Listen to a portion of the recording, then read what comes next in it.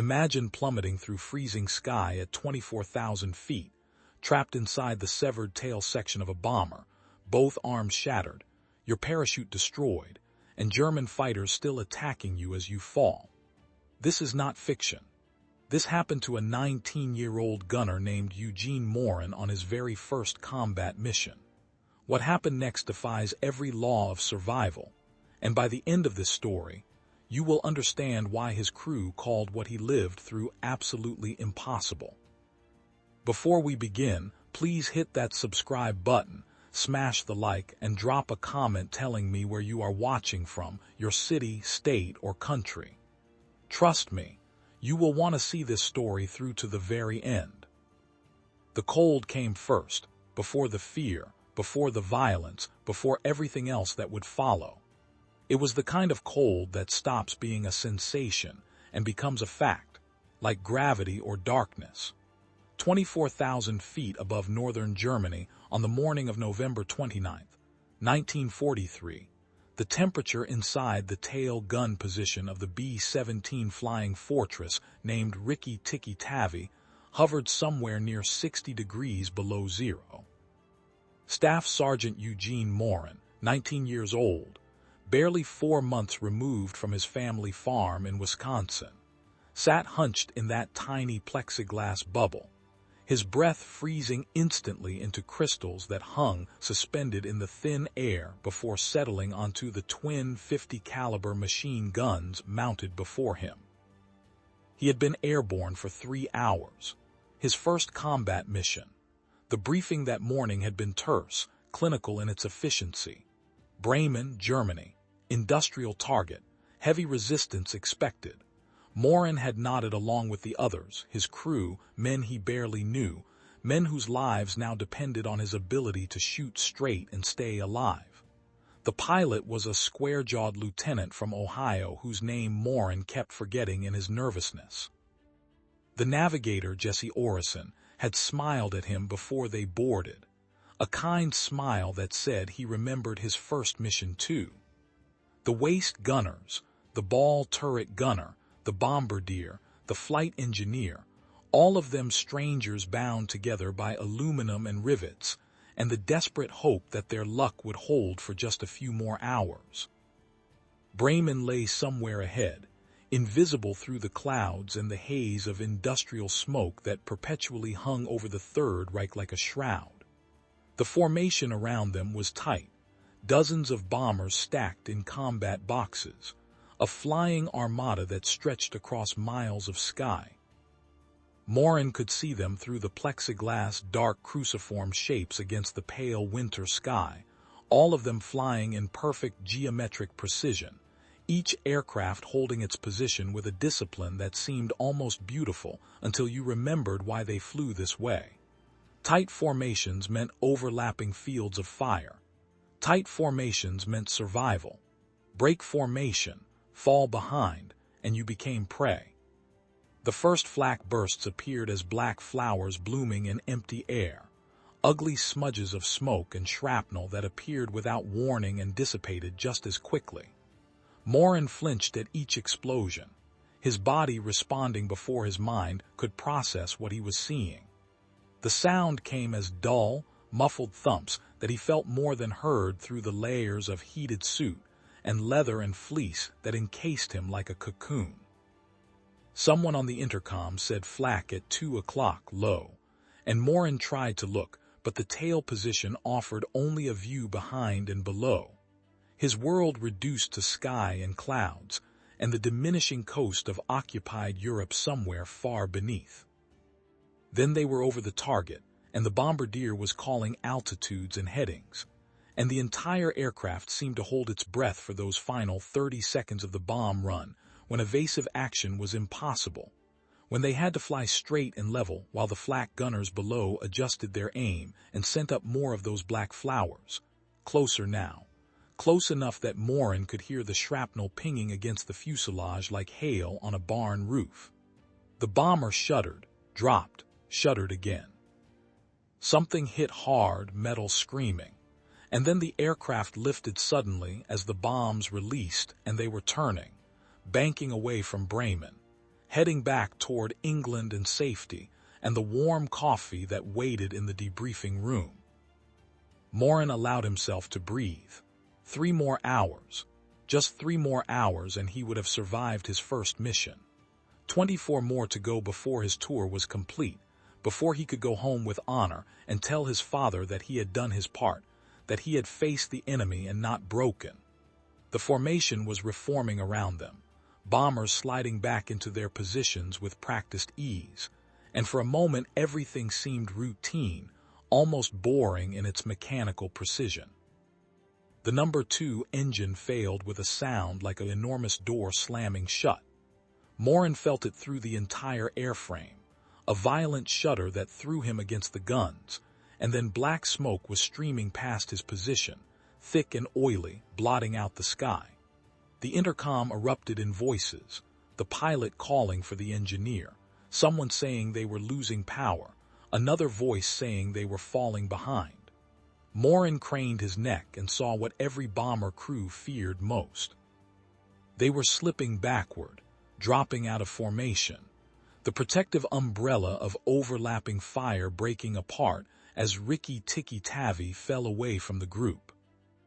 The German fighters came in from the sun, just like the training films had shown, black crosses vivid against camouflaged wings. Focke-Wulf 190s, fast and deadly, flown by pilots who knew exactly what a crippled bomber meant. Easy meat, a kill to paint on the fuselage. Moran swung his guns and fired, the twin 50s hammering in his hands, brass casings ejecting in a glittering stream, tracers reaching out across the empty sky. He had no idea if he hit anything. The fighters were too fast, coming in and breaking away before he could properly track them, their own weapons winking orange as they fired.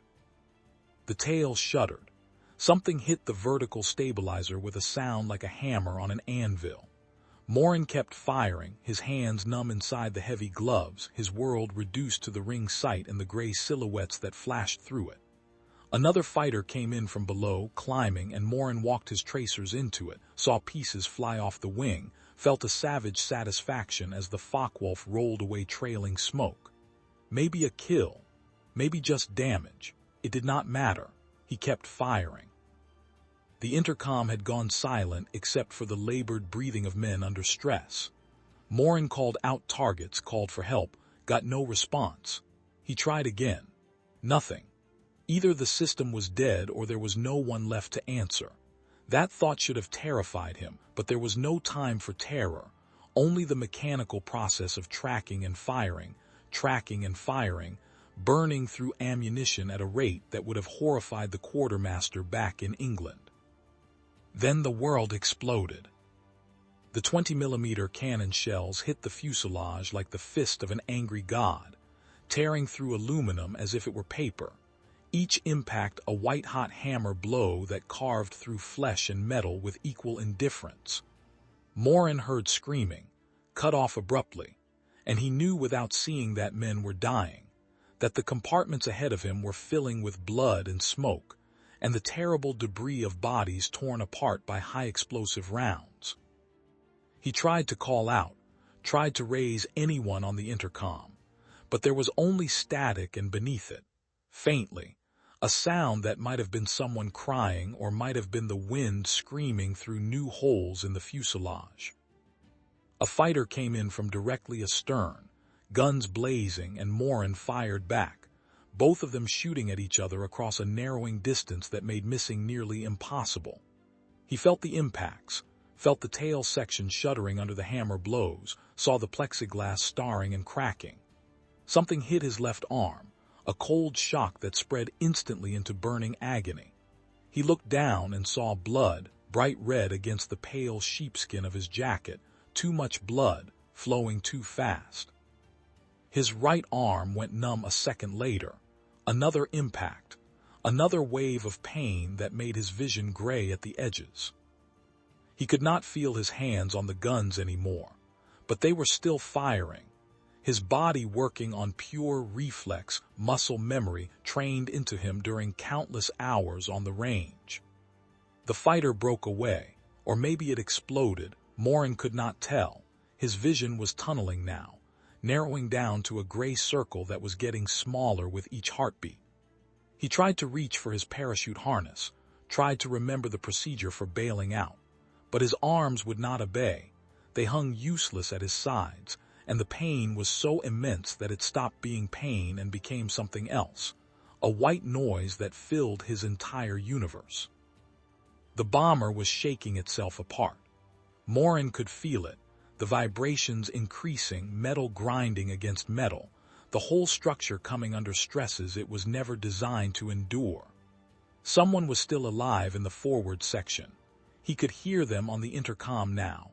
A voice he thought might be Jesse Orison, the navigator, saying something about hydraulics, about control, words that came through broken and distorted. Moran tried to respond, tried to tell Jesse that he was hit, that he needed help, but no sound came out, or if it did, no one was listening. The tail section tore away from the fuselage, with a sound like the end of the world.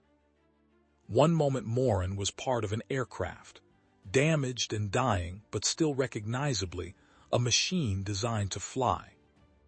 The next moment he was sitting in a fragment, a piece of debris, the entire tail section severed just behind the waist gun positions, the fuselage gone, tumbling away into the clouds below, taking with it everyone who might still be alive, leaving Moran alone in a plexiglass bubble attached to nothing but a few feet of torn aluminum and the vertical stabilizer that rose above him like a tombstone. He was falling. 24,000 feet of empty air yawned beneath him, and he was falling through it in the shattered remnant of a tail gun position, both arms destroyed, his parachute shredded by the same cannon fire that had killed his crew. Nothing between him and the frozen German farmland below except distance and time, and the thin hope that unconsciousness would claim him before impact. But he did not fall the way a stone falls, did not plummet straight down in the clean arc of gravity. The tail section still had its stabilizers, those large horizontal and vertical surfaces that had been designed to keep a 30-ton bomber stable in flight, and they were doing their job even now, even in this absurd tumbling descent. The piece he was trapped in fell like a leaf, spinning and rotating, catching air, slowing, dropping, catching again. A sickening oscillation that kept him conscious when unconsciousness would have been a mercy. The fighters were still there. Through the spinning chaos of his descent, Moran could see them, dark shapes circling, and incredibly, impossibly, they were still attacking. Maybe they thought he was still dangerous. Maybe they were just being thorough. Maybe they could not believe what they were seeing and wanted to finish the job. Whatever the reason, they came in firing, and Moran, operating now on something beyond reason, beyond sanity, swung his guns to meet them. His arms did not work. They hung like dead meat, bones shattered, muscles severed, nerves screaming. But the guns were mounted on a swivel, and he could move his body, could throw his weight against the mechanisms, could use his shoulders and his back and the raw animal determination to hurt the enemy even as he fell to his death. The 50s fired in short, ragged bursts, ammunition feeding from belts that would run out soon, tracers arcing away into the gray sky. He had no idea if he hit anything, could not tell if the fighters broke off from respect or amusement or simple exhaustion of ammunition. All he knew was that he was still falling, still tumbling through the freezing air, the altimeter in his vision unwinding with dreamlike slowness.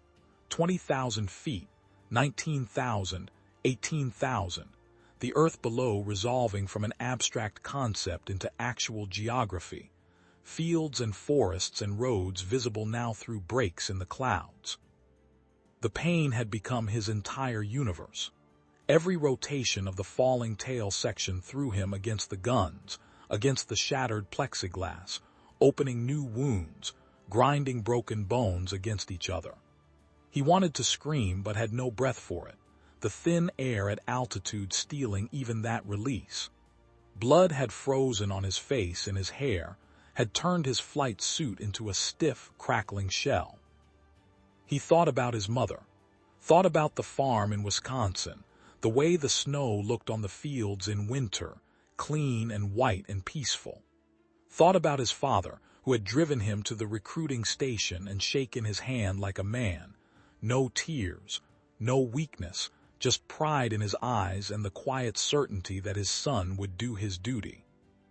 Thought about the girl he had kissed at the county fair the summer before he enlisted, whose name he had already half forgotten, but whose smile he could still see with perfect clarity. 15,000 feet, 10,000.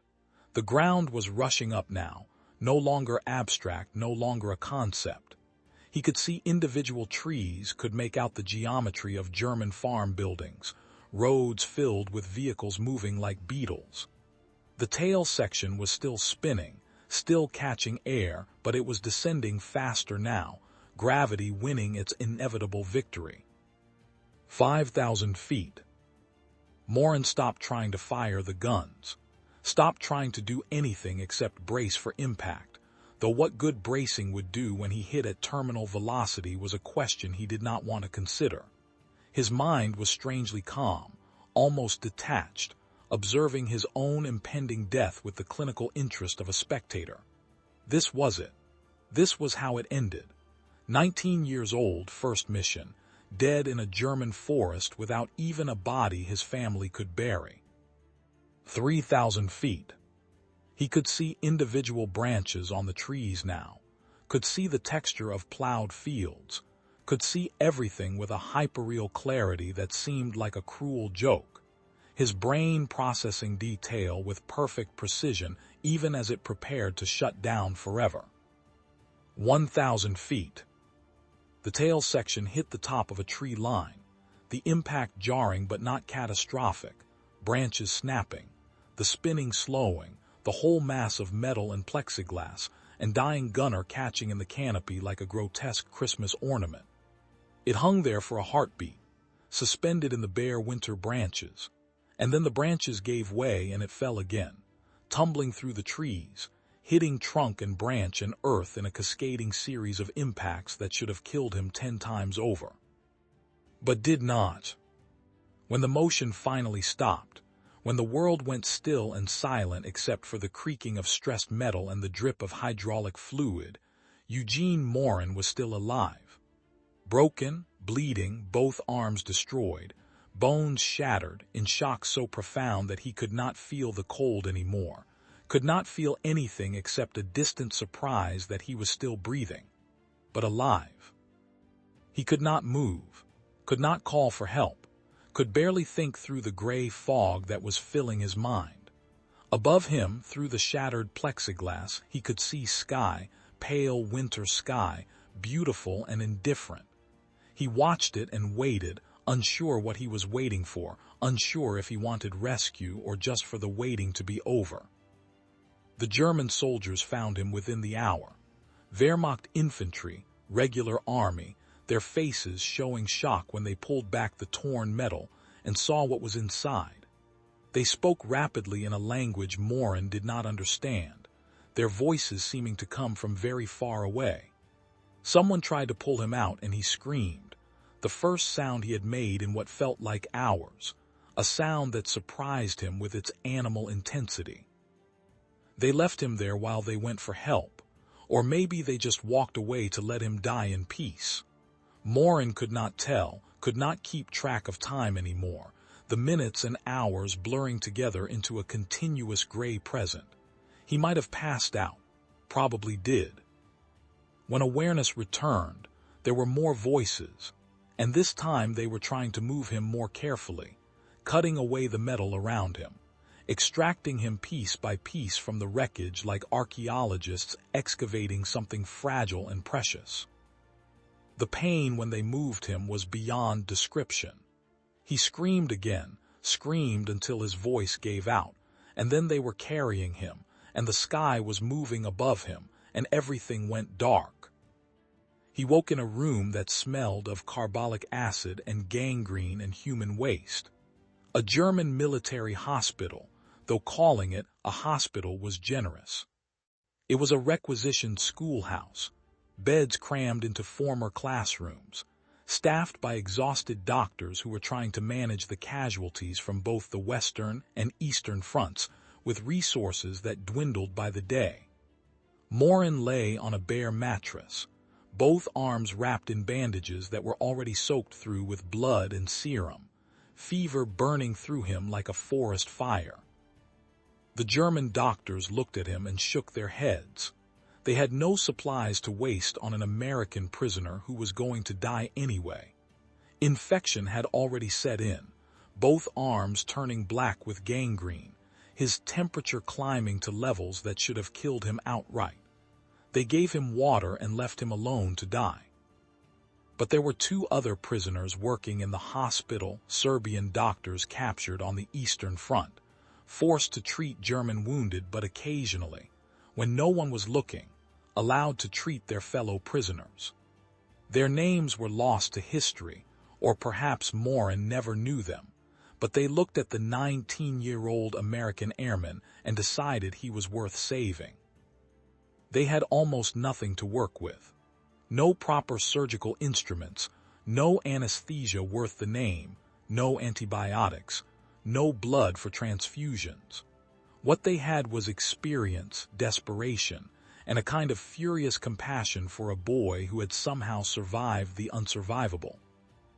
They operated in the night, using kitchen knives they had sterilized in boiling water, cutting away the dead tissue from both arms, debridging the wounds by candlelight while Moran bit down on a leather strap and tried not to scream loud enough to wake the German guards. The fever climbed higher, 104 degrees, 105.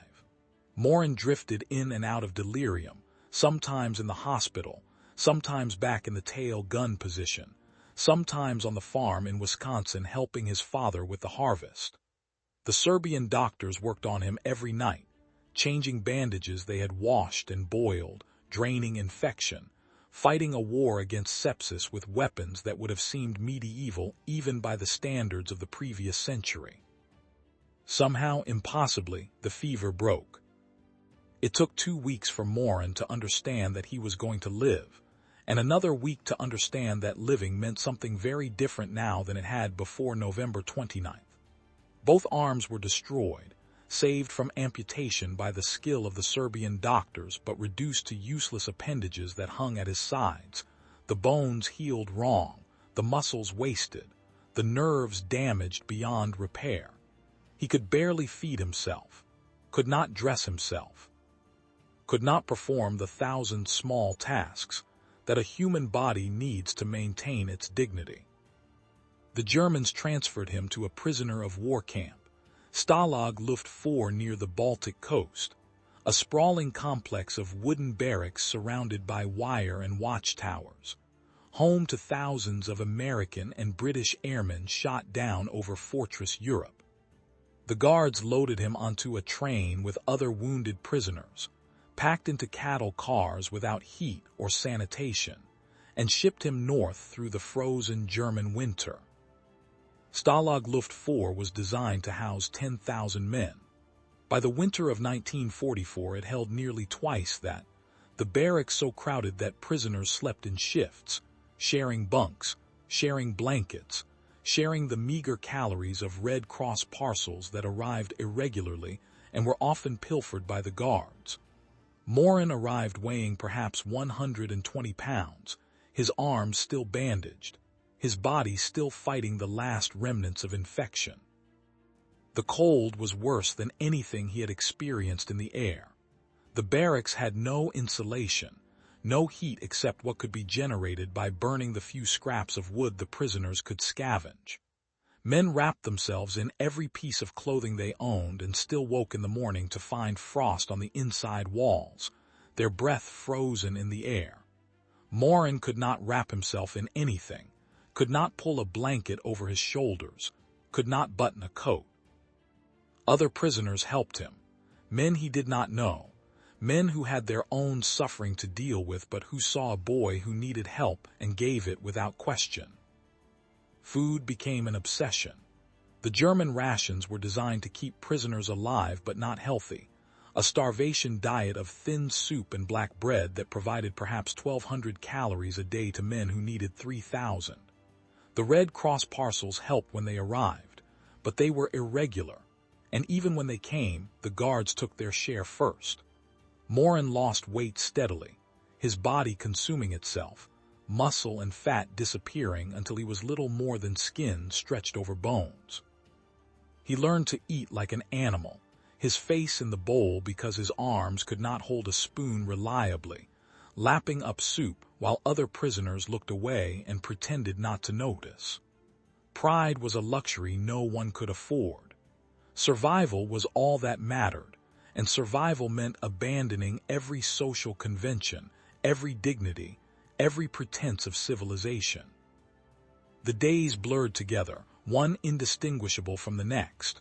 Wake before dawn to the shouting of guards. Stand for hours in the cold for roll call while the Germans counted and recounted, obsessive about their paperwork even as their country burned around them.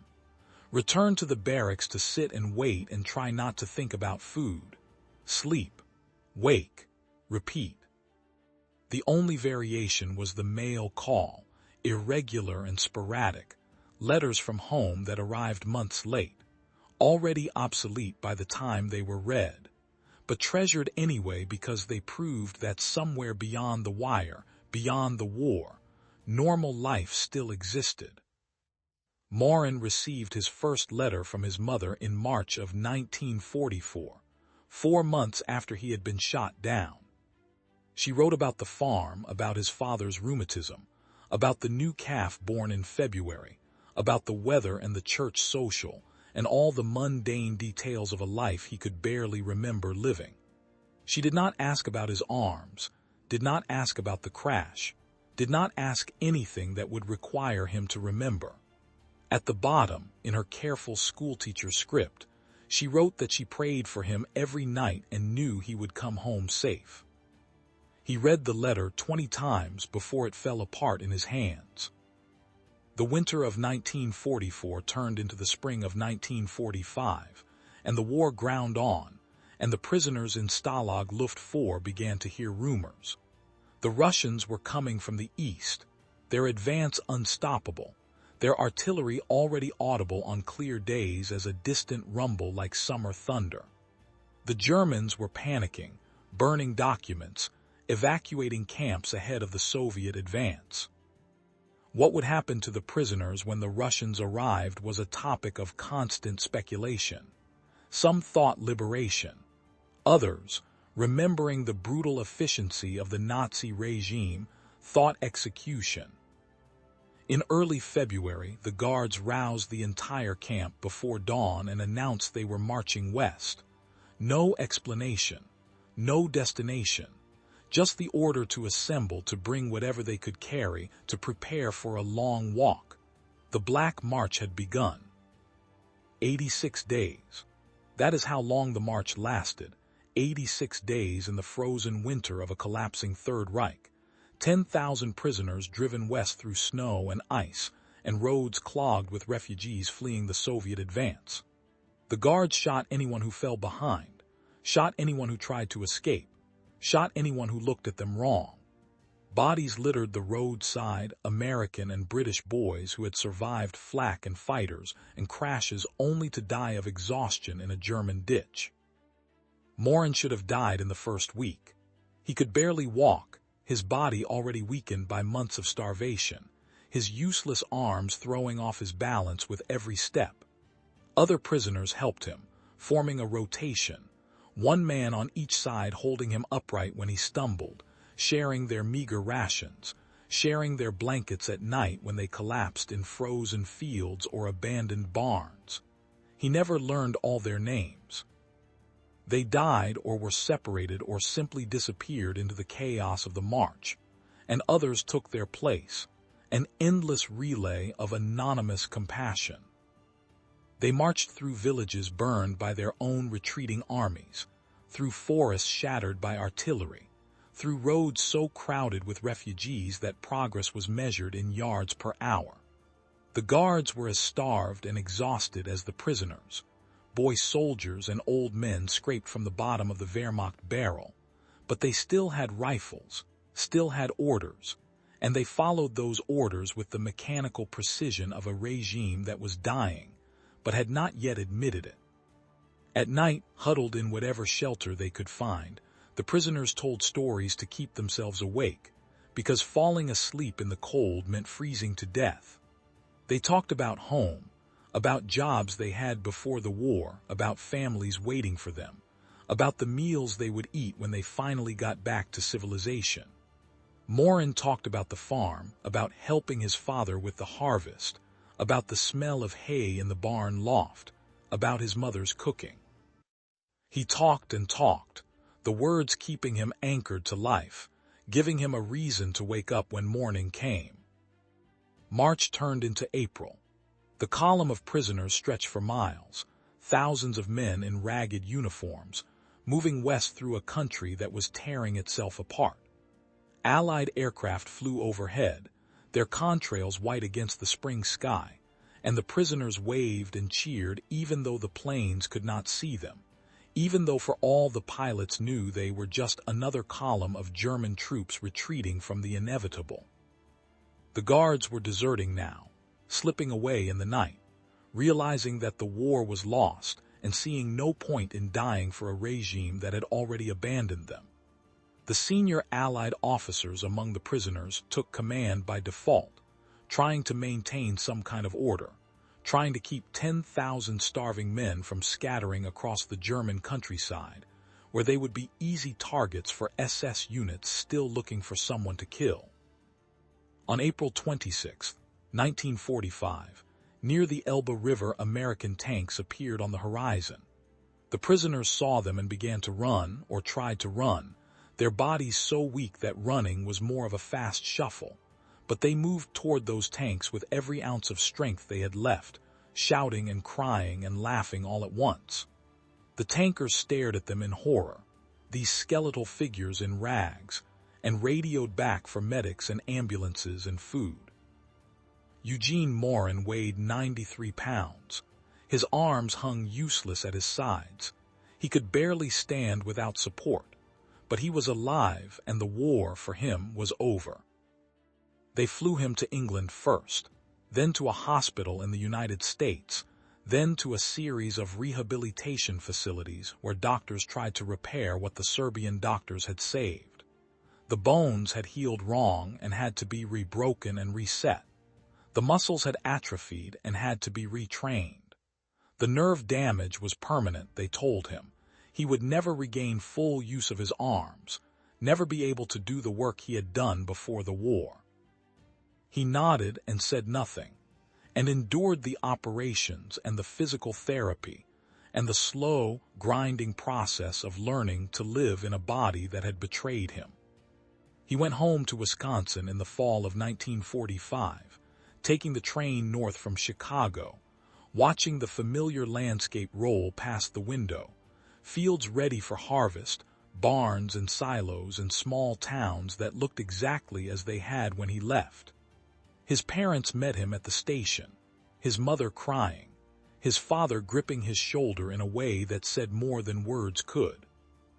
They drove him back to the farm, and he walked into the house and smelled his mother's cooking and sat at the table in his old chair and tried to pretend that nothing had changed.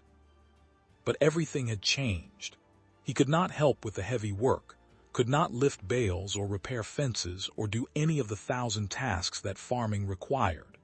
He tried, and his father watched him try, and finally his father said there were other ways to contribute, other kinds of work that needed doing. Moran became the family bookkeeper, managing accounts and paperwork, using the limited function his arms still had to write and calculate and organize. He met a woman at church, a quiet schoolteacher who did not ask about the war, who seemed content to let him talk or not talk as he chose. They married in 1947 and had children, 3 daughters who grew up knowing their father had been in the war but not knowing the details, not knowing about the tail section or the fall or the Black March. Moran did not talk about it. Not to his wife, not to his children, not to anyone. It was a door he had closed and locked and thrown away the key. Decades passed. He worked at the local feed mill, raised his daughters, went to church on Sundays, lived the quiet life of a Midwestern American in the second half of the 20th century. Sometimes at night he woke up falling, the sensation so real that he grabbed for the bedframe to steady himself. But he did not tell his wife about these dreams, just went to the kitchen and sat until the shaking stopped. In the 1980s, a historian researching 8th Air Force records found Moran's name in a list of survivors and tracked him down, asking if he would be willing to tell his story. Moran refused at first, but the historian was persistent, and eventually Moran agreed to a single interview. That interview turned into a series of conversations, and those conversations became a book titled Tailspin, published in 1991. The first time the full story of what happened on November 29, 1943 had been told to the world. The book brought recognition. The Air Force awarded him medals that should have been given 50 years earlier. Veterans groups invited him to speak, though he rarely accepted, uncomfortable with the attention, uncomfortable with being called a hero when so many others had died. He went to one reunion of 8th Air Force veterans and met other survivors, old men now, and they sat together and did not talk about the war but just sat, the silence saying everything that needed to be said. Eugene Moran died in 2014 at the age of 90, surrounded by his family, his daughters and grandchildren who knew him as a quiet man who worked hard and never complained and sometimes stared at the sky with an expression they could not read. At his funeral, the Air Force sent an honor guard, and they folded the flag with precision and presented it to his eldest daughter. And somewhere in the ceremony, someone mentioned that he had survived the unsurvivable, had fallen from the sky and lived, had endured things that should have killed him a dozen times over. But Moran would have rejected that language. He was not a survivor because he was special or chosen or blessed. He was a survivor because 2 Serbian doctors decided he was worth saving, because fellow prisoners helped him walk when he could not walk alone, because his body refused to quit even when quitting would have been easier. He was a survivor because of 1,000 small acts of compassion and luck and stubborn refusal to die, none of which he could control, all of which he carried with him for the rest of his life. The tail section that brought him down was never recovered. It lies somewhere in a German forest, probably buried under decades of growth, the aluminum corroding back into the earth, the plexiglass shattering into sand. The field where it fell has been plowed and planted and harvested 100 times since 1943, the earth giving no sign of the violence it once witnessed. The trees have grown back. The war has been forgotten, or at least transformed into history, something that happened to other people in another time. But for 19-year-old Eugene Moran, falling through the freezing sky with both arms shattered and his parachute destroyed, there was no history, no distance, no perspective. There was only the fall, and the impact, and the impossible survival, and the long decades of living with what survival had cost. If you have watched this far, if you have stayed with Eugene Moran through his impossible story from the frozen sky above Bremen to a quiet funeral in Wisconsin 70 years later, then you understand something about the cost of war that cannot be taught in history books. You understand that survival is not always victory, that coming home is not the same as being whole, that some wounds never heal no matter how many decades pass. This is why we remember these stories, why we tell them, why we honor the men and women who endured the unendurable not because they were heroes, but because they were there and did what had to be done. Please take a moment now to hit that subscribe button if you have not already. Smash that like button to help this story reach more people who need to hear it, and drop a comment below telling me what you thought about Eugene Moran's story. Also let me know where you are watching from, your city, state, or country. These stories matter. They need to be told. They need to be remembered. And they need viewers like you to keep them alive for the generations who will never meet the men who lived them. Thank you for watching, and thank you for remembering.